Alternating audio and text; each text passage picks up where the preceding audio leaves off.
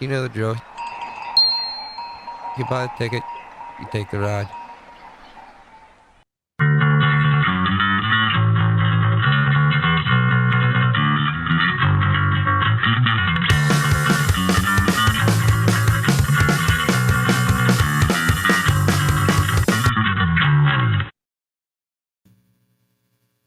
And good morning. Happy Saturday, everybody. It's me. I'm back here. This is episode number 32. That's isn't it? Yeah. Yeah, we did it.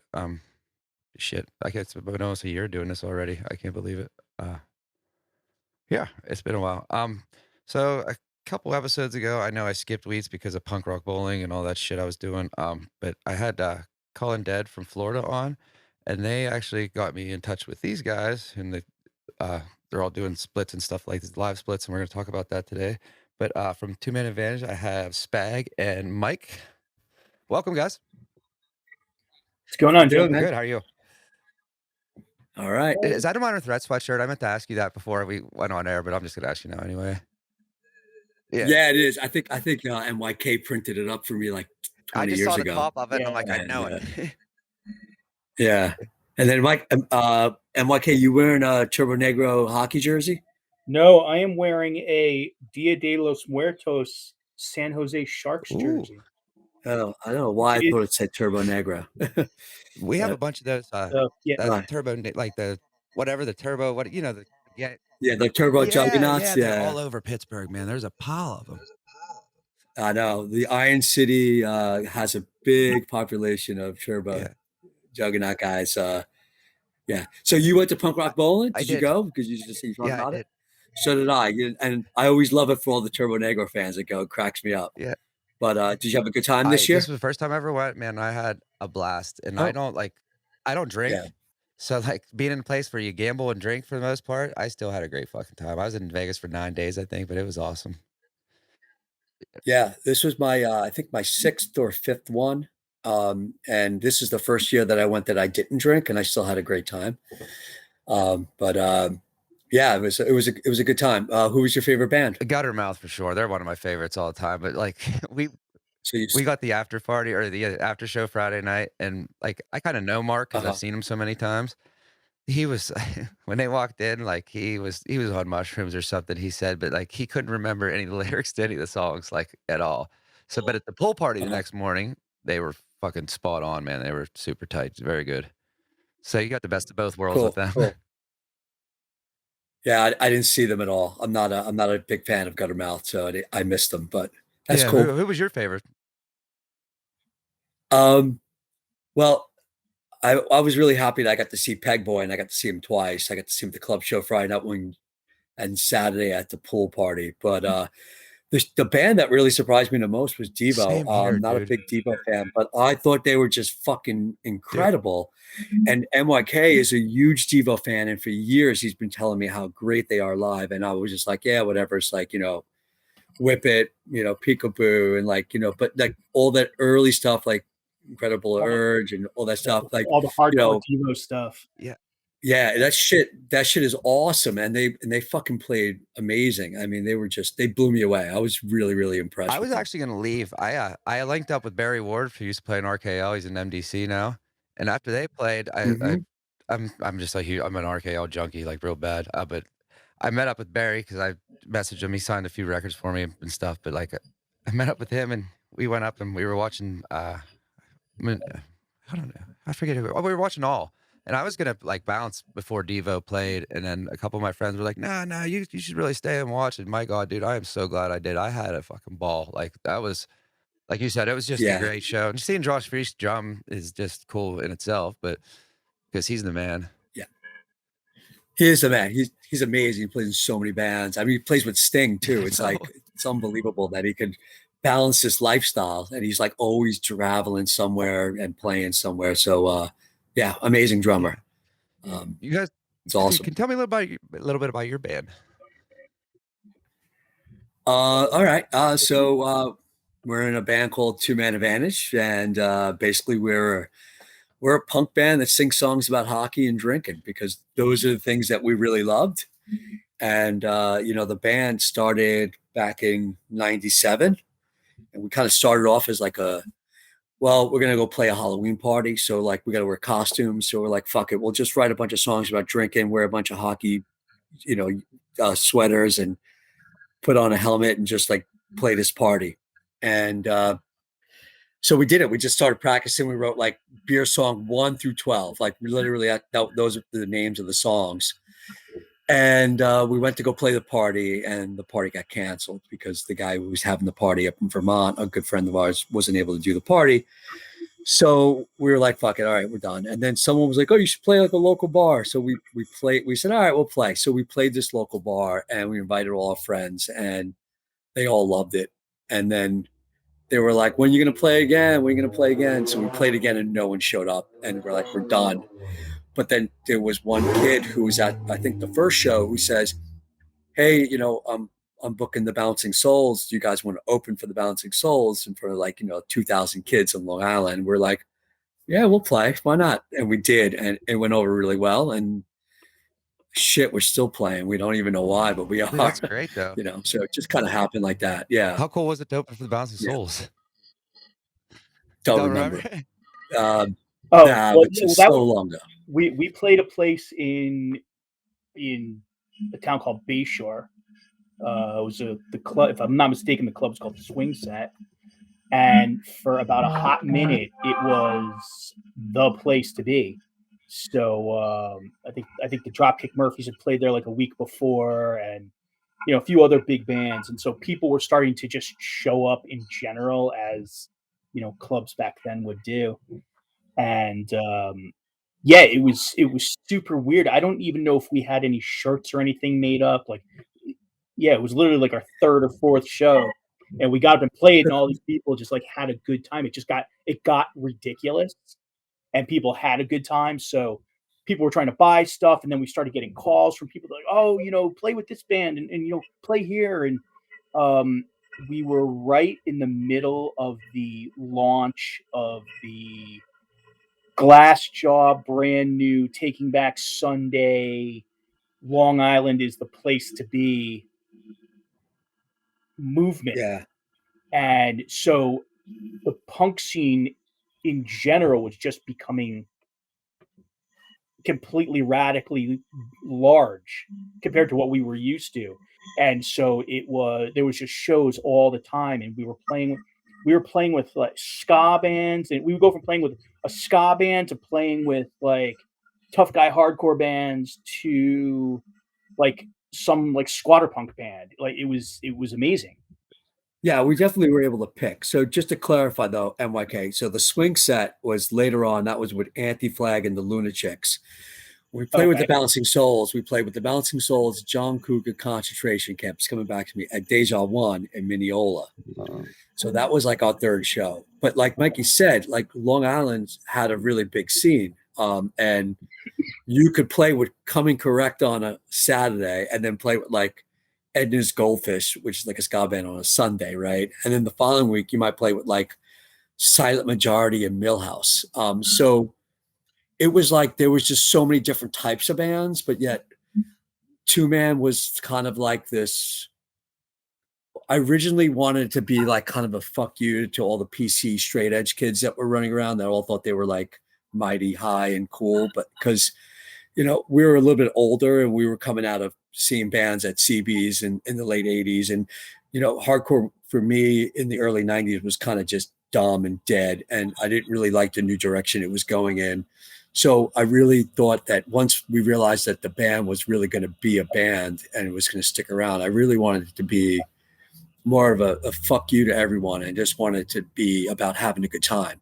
And it didn't matter. We've had this motto since like the day we started. We rock for three, like we rock for 300 or 30 if we're lucky to get 30 people. It's like we put on the same show, and it's all about just trying to play our best and give the best to our audience, because that's what we love to do. We don't play really for anyone else but ourselves, and whoever comes to see us, great. You're going to have a great time. We're going to make sure of it. So like Mikey said, we were definitely caught in a good time to be caught in New York, because there was a lot of buzz around what was going on. Yeah, are you seeing like a resurgence in the scene like up there now? I feel like there is. Like I feel like it's getting bigger again.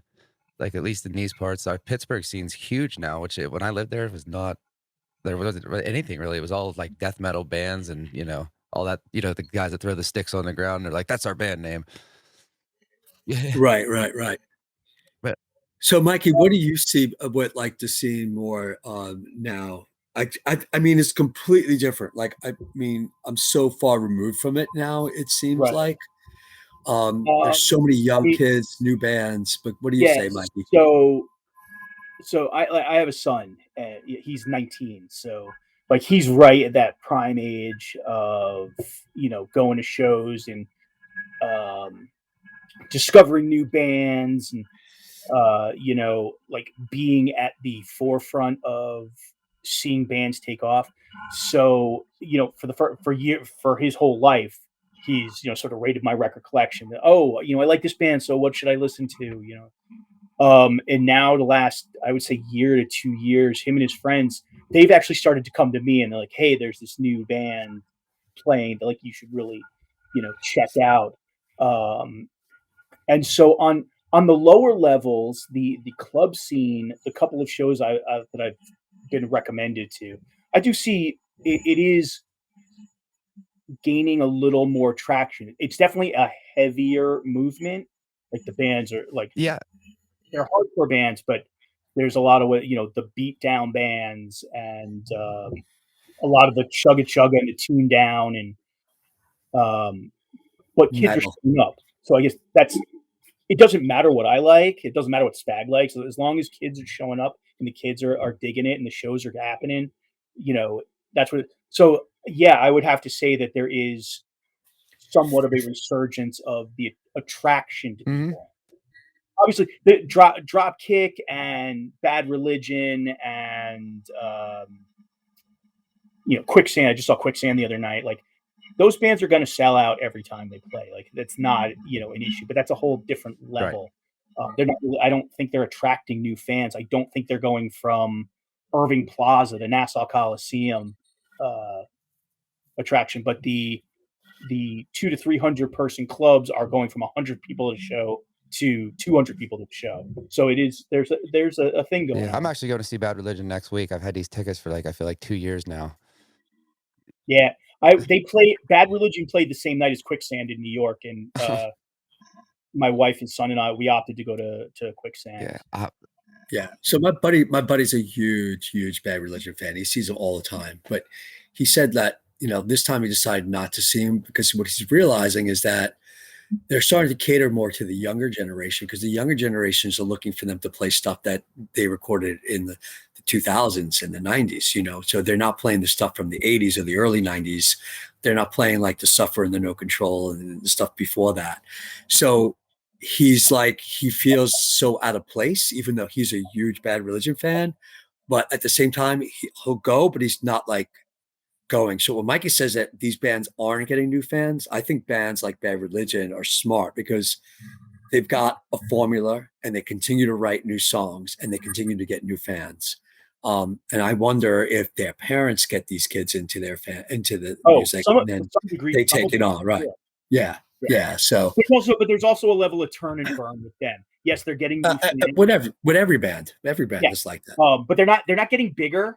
They're maintaining. yeah, Oh yeah, They're, no, they're maintaining it, right? Because guys that are older like us, we're like on a Tuesday night. I'm like, I'm not going to go run out and go see Bad Religion at 11 o'clock on a Tuesday night. But some 17-year-old was like, fuck yeah. yeah, we're going, yeah. right? We were talking about punk. You need We were that. talking about punk rock bowling. I did like I don't know. I was gone pretty much the whole month of September, like just traveling to different shows and stuff. I basically lumped a year in 1 month, and oh my god, dude, I don't want to leave the house again. Like I'm good. Like for a long time. Yeah, get Yeah. burnt Oh, out. for sure. Yeah, Yeah, it's a lot. yeah, Yeah, and like yeah. Punk rock bowling was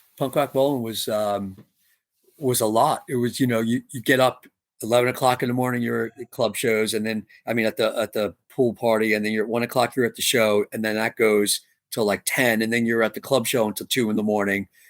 And then if you want, you can go somewhere else and see an after hours show, like from 2 to 4.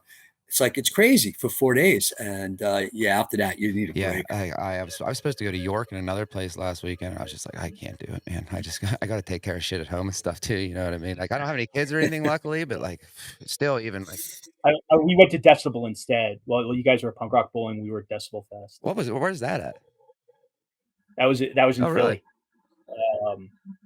Converge, Napalm Death, Dead Guy Reunion, a lot more. It's the Decibel Magazine beer and metal fest. So like all the brewers set up, and you buy a ticket, and you get to sample all these different beers while these bands are raging on stage. Yeah.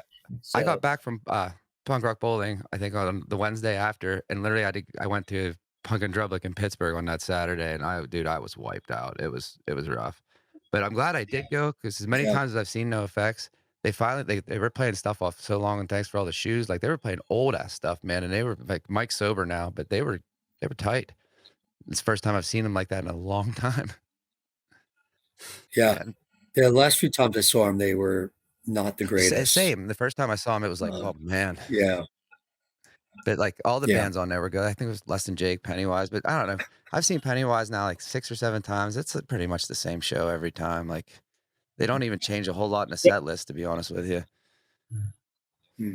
You were saying about Bad Religion earlier. Like I feel like that band, they you said the formula, like you know what you're getting when you buy a Bad Religion album. You know what I mean? You know exactly what the sound and everything you're getting from them. Like there's no doubt about it. Not into the unknown. They did a weekend. They did it years ago. Spag and I went to see them. They played They played 3 clubs in New York City. They did a Friday, Saturday, and Sunday. And the only rule was they weren't playing the same song twice the whole weekend. So if you wanted to see all their different songs, you had to go all 3 days. But they literally sat on stage with a laptop and just kind of scrolled through their entire discography. Be like, oh, that's a good one. Let's play that. And I sort of miss stuff like that because you got to hear those gems they never played. Yes. But yet, to some degree, that you know, which aside from their sound, you know, at least half this set. You know what songs they're going to play. Absolutely. I got lucky enough. I seen them do Suffer front to back in Chicago Riot Fest 2018, and then I was at Camp Anarchy in 2019 in Ohio, and they did No Control front to back, which was awesome because I heard they stopped doing it right after that because he couldn't keep up with it. It was just too much. Like, which I can imagine doing that whole album. Then they were doing, you know, like you said, the 2000 stuff like that. Like that's a lot, man. Especially those guys. I don't know what your guys' age are. I'm in my 40s almost, but like those guys are, oh god, they got to be up there.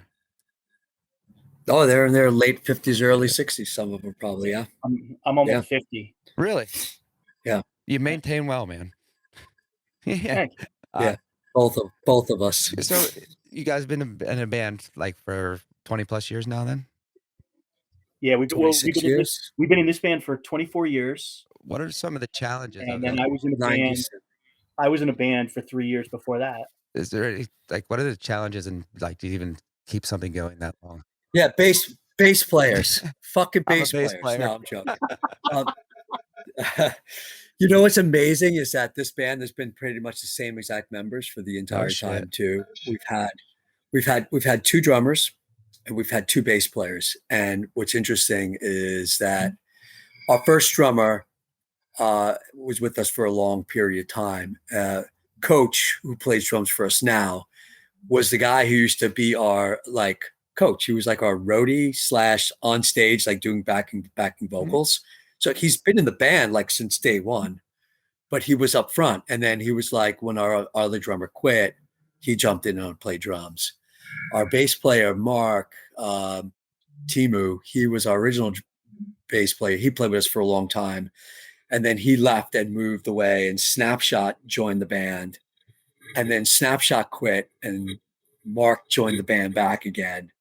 And then he quit again, and then Snapshot rejoined the band. So that's been the band all along. And then myself and the 2 guitar players have been the same with MYK. So, I mean, it's pretty much been the same group of 8 guys since day one. That's incredible, man. You know, I think what the motto has always been is we get a show offer, and if there's nothing on your calendar, you say, yes, I can play. And that's the rule. And if you can't play, you just say, I can't play. And no one questions it, right? But everyone will say the same thing. If you say, we're going to show, October 14th, and I will go, and everyone will go look at our calendars and be like, I'm free. And that's it. We just play. So there's no drama. There's no bullshit, right? So that's big. That means that everyone is committed. And, commitment is a big part of it. And you know what? We're friends. And that's probably the biggest reason why the band has been along for so long, is because some dudes might want to be like, yo, going out with Jimmy and Mikey, we're going fishing for the weekend just to get away from their, family, whatever. I'm like, yo, we're going with the band to get in the van and go drink some beers and, go play some rock and roll. Yep. So it's something that we do as friends first. And, we're all committed to it. We're all music junkies. We all love music. We all love hockey. So we all love to argue about our teams, what team sucks, what team's doing well. So it's like hanging out with the guys. So we have a great time with it. And, there's no reason to not play a show if we don't have anything booked that day. No, that's good. I think that's the key Yeah, to no, it. that's and the bands that I know that have been around longer, like, more local bands and stuff like that, they, it's the same thing. Most of them have been friends for a long time. And I got to ask, what is your hockey team? We're both We're both Islanders. Islander fans. Wearing a San Jose Yeah. shirt. Yeah. Neat. Are you one of those Sidney Crosby crybaby Penguin I am. fans? But I Those our drummer. fair enough. Like, Our drummer is yeah, I too. watched Lemieux like hoist the cup back in the day. Like, I've been watching for a while, so it's Yeah, our drummer is from Pittsburgh. He makes our lives miserable. That guy, he will convince you that not only will the Penguins win the Stanley Cup every year, but he also will throw in that the Pirates will win the World Series every year, and actually try to make you believe that. And you might actually start to believe that there is actually a chance that might happen. But yeah, they're so bad. I feel for you, man. Yeah, that baseball team's I don't even want to talk about it. Yeah, let's Yeah, not talk about baseball. yeah, I know. Agreed. So the split. You want to tell me a little bit about that? Yeah, all right. So the split was interesting. I guess guy's name is Scott. Played in a band called the Underprivileged or the Overprivileged out of Baltimore. One of the two. All I remember is that Scott played in the band. They had a limo, like an old limo that was like their tour bus. And we remember a party in the limo before we would play shows with them in Baltimore. So we would go and play Baltimore. We always seemed to play with his band. I guess he probably was the one who was booking the shows. And so he started this record label, and he approached us about doing a 7-inch of a set. And Coach had told him that we had a recording of us playing CB's, I think in 02. And then we just had a recent recording live from Punk Rock Bowling when we played there in 2017. Oh, nice. So we had these two recordings, and Scott was like, well, maybe we should do an LP, and we'll do one side. We'll pick like 5 or 6 songs from CB's, and then we'll pick 5 or 6 songs from Punk Rock Bowling. And so what we did was we figured out what songs, no songs repeat themselves. So it's kind of like one full set, like if you were to see us live. And one of the interesting things about it is that the lineups are very interesting, because on the CB side, it's our original drummer Amstel with our second bass player Snapshot, which is very rare because that was a very short period of time. And then on the B side, it's Timu playing bass and Coach playing drums, which is also rare because it was also a short period of time when Snapshot had quit. So everyone that's ever been in the band is on the recordings, which is great. But it's also just not the way we typically would be. It would typically be Coach and Snapshot, Timu and Amstel, but it's the other way around. But we were just I was super happy when I found out that we were doing this, and then we realized that everyone was involved, and we thought that was great because it's important to celebrate everyone that's played in this band, because everyone's contributed in some way over the years. That's great. Do you guys where can we find you guys and stuff like that? Are you on like social media and stuff like that? We're on everything. On everything. Yeah. So Facebook, Spotify has all the records. Go ahead, Mikey.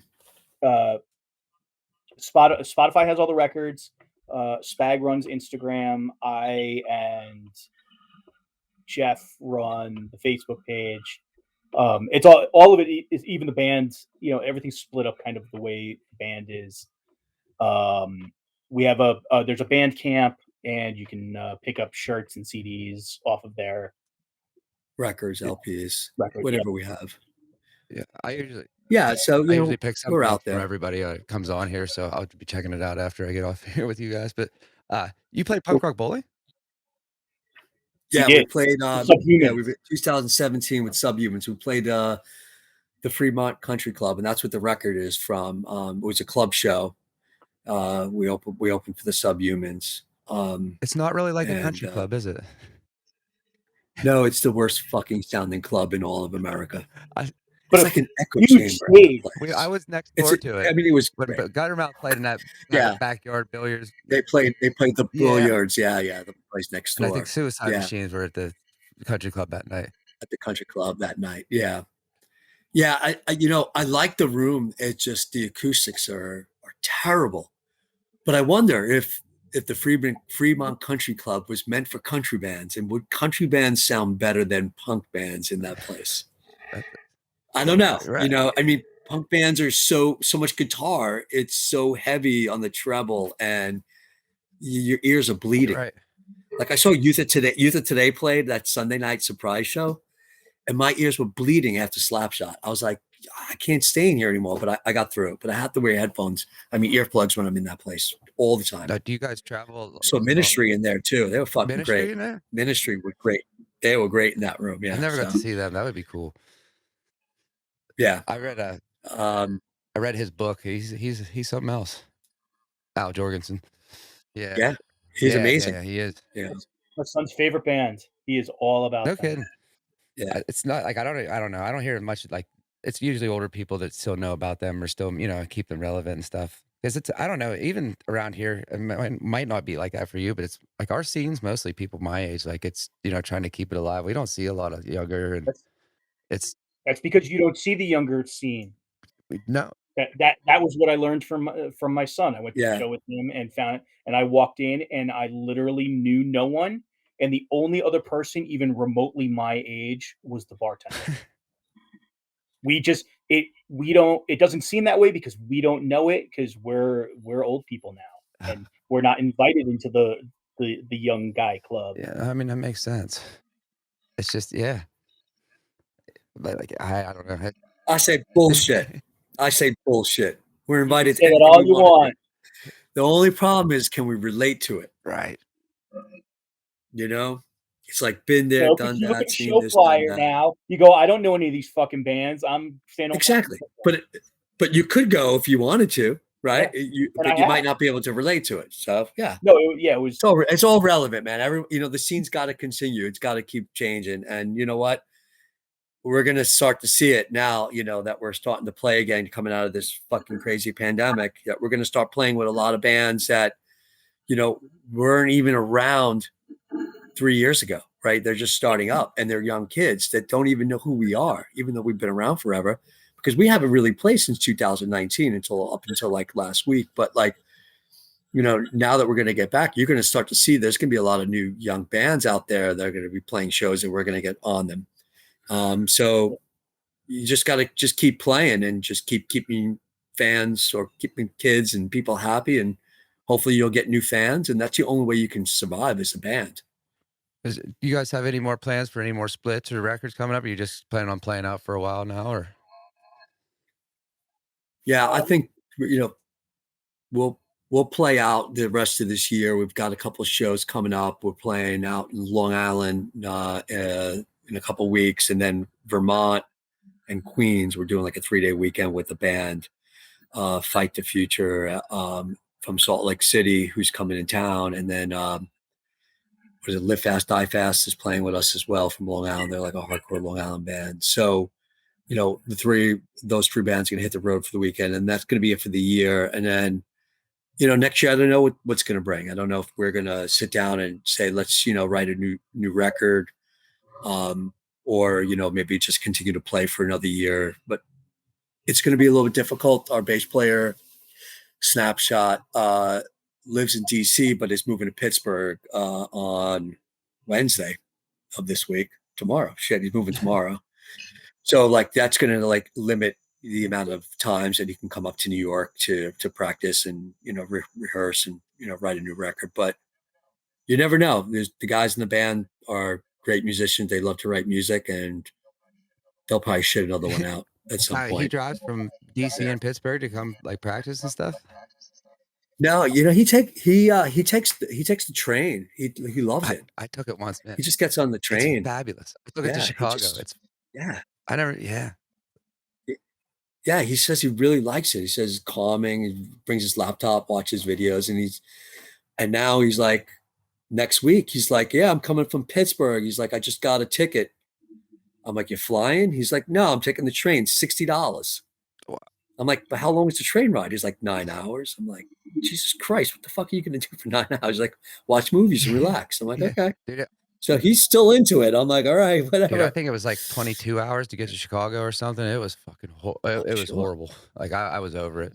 But the train ride is fun. Like when I took it from, it's a little place called Tyrone. That's where I got on to Pittsburgh. It was like a 3-hour ride, and that was cool. But like the one to Chicago was full of Amish people, and then actually one of the Amish people like died on there. She had a heart attack, so we had to stop the train. Like, oh, it was just. And then like Riot Fest was starting, so like I'm trying to get there to see Lagwagon at 2:00, and the whole time just looking at my watch and looking at the train, like how much farther do we have to go? And I just made it. They just started their first song when I walked into the gates. But no, I mean that's commitment, man. At least you made it. For sure. I didn't even have a license. I made it further across the United States than I ever have in my life, up until Vegas a couple weeks ago. But yeah, but I don't know. That's commitment to even do that. You know what I mean? Just stay in the band and keep going, and be in a different state. Yeah. And you said he was in DC before? He's in He DC was in now. DC. Right now. He's leaving tomorrow. Now, do you guys tour nationally, or do you stick to like the New York area? We have. Yep. Yeah, we have. We've done a bunch. Like when we were out and played 2017, we did a tour out. Some of us flew out to Vegas, and some of the other guys drove out to Vegas. They actually did their own tour, an acoustic like set tour, 2 guitar players and drummer. They played like this band called Robbie-itis that they kind of put together for the tour, and then they picked us up. We played in Vegas, and then we played like a week out in California. But we've done a bunch of US tours over the years, but not as many as we would like to now, because it's a little bit harder now to take 4 or 5 weeks off from work and away from our families and our lives here. But 10-day trips, shit, we're ready. We'll go. We'll get in the van. We'll go. We don't mind. Nice. Was there anything you guys want to put out or anything like that before we call it a day or a morning or whatever time this airs? The live record's available on the label, okay. And it's limited to 200. So I think there's less than like 50 left or something. So the LP, yeah, the final version. So get on it if you want. Yeah. So if you want to order it, you could go to 2 Man Advantage Bandcamp. You can order the record or the digital files of the live record. Also, while you're there, you can pick up our latest EP, which is called Bar Down, which was put out right before the pandemic. Yeah. But there's like a 6-song EP that's available as well on vinyl, CD, and streaming and all that. But yeah, I mean, everything is great. We're going to come out of the pandemic. The Islanders are going to win the Stanley Cup, and we're going to fucking rock and roll again. It's all good, right? Absolutely. Dude, I appreciate it. Dude, it's super nice meeting you guys. You guys are cool shit. So cool, man. Well, thank you, Jim. We appreciate you. Thank you having us on for a little while. Absolutely. Thanks for coming on. And like I said, I'm looking forward to getting to the stuff when I get back home. I'm going to check everything out and probably order something too. Yeah, let us know what you think. Maybe we'll come and see you when we come out to Pittsburgh. Yeah, let me know, man. If you're coming out to Pittsburgh, definitely let me know. I'll come out to see you. We'll swing by. Yeah, for sure. All right, sounds good, All right, you man. guys take care. All right, Jimmy. Thanks. All right, take care. Bye. Thanks.